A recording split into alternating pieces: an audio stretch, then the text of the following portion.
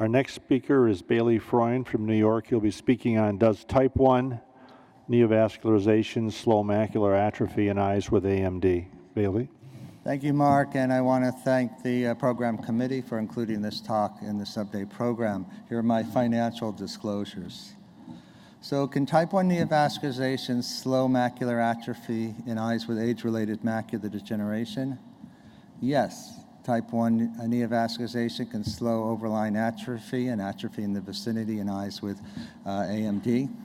Within non-exudative type 1 neovascularization, a neovascular choriocapillaris with fenestrations and caveolae may fill the sub-RP space.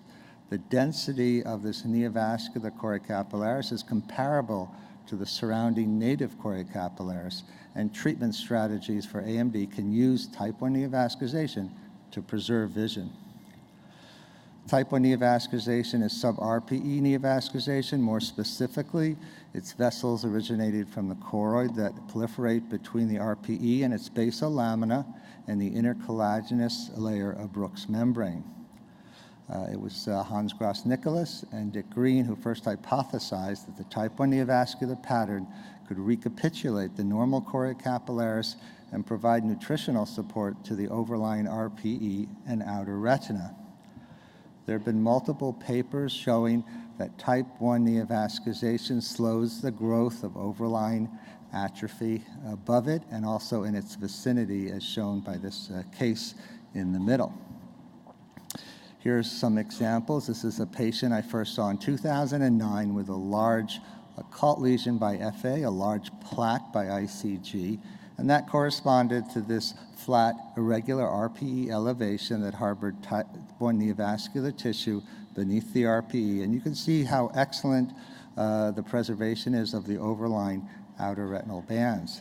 This is the same patient 10 years later, never treated, never had exudation. You can see that the neovascular complex occupies well over 50% of this patient's macula, and she still sees 20/25.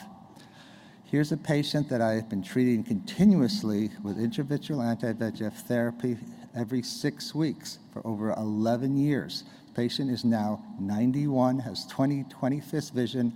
The macula resides over this large area of type 1 neovascularization in this shallow, irregular RPE elevation.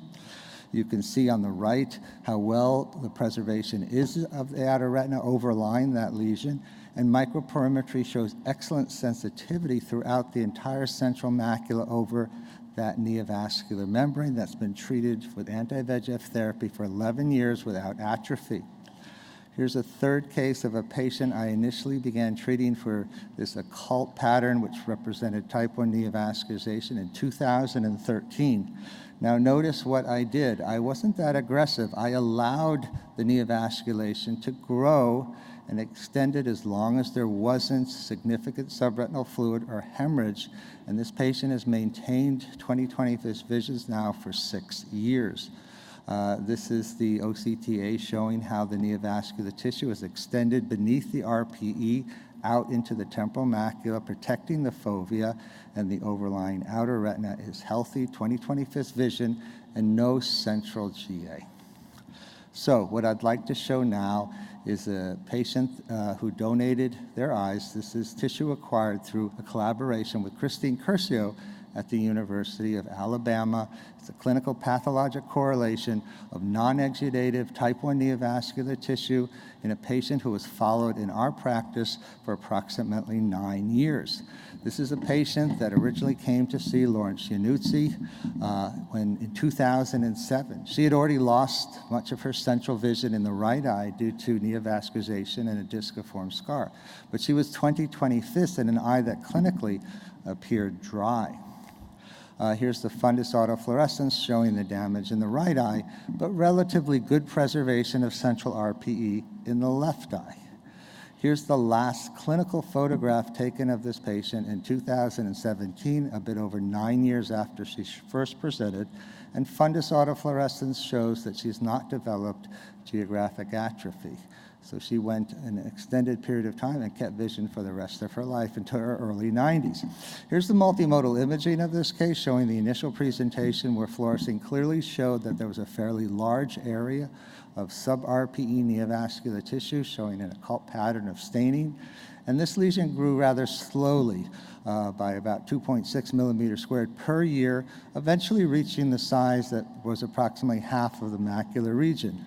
You can see how well the overlying outer retina was preserved over this lesion.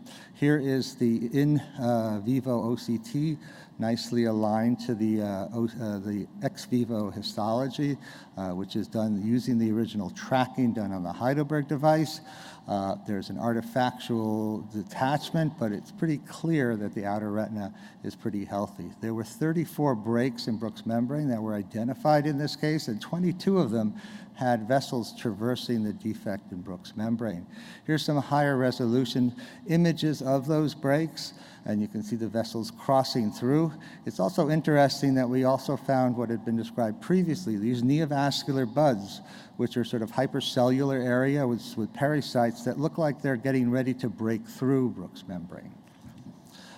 Here is some closer, higher resolution images of the inner aspect of the neovascular membrane. And what I want you to note here is that what we call the neovascular choriocapillaris, the part right below the RPE, the vascular density in that region is actually greater than the native choriocapillaris there below Bruch's membrane.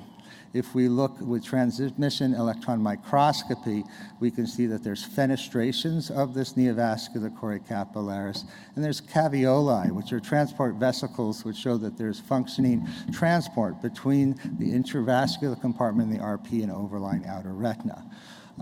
In this series here with tracked imaging, we see that the retina thinned more slowly over the neovascularization than over the area nasally, where there was no neovascularization, where the retina was very disorganized. So in summary, yes, type 1 neovascularization appears to be capable of slowing macular atrophy and AMD, and we could potentially use this tissue in treatment strategies to preserve vision in our patients. Thank you for your attention.